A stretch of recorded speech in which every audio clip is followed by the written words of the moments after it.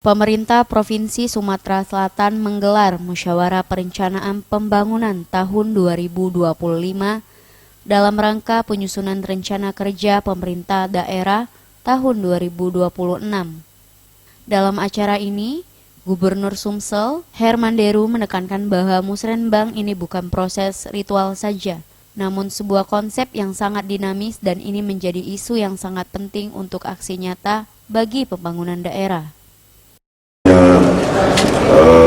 Gawe yang cukup penting, bahkan cenderung saya anggap ini sakral.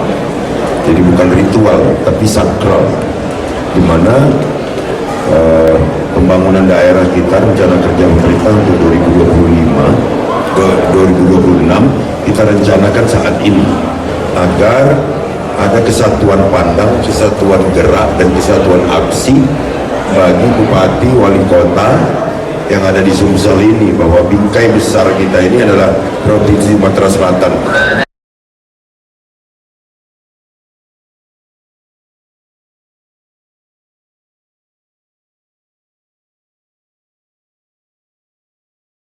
Tim Liputan Sriwijaya TV.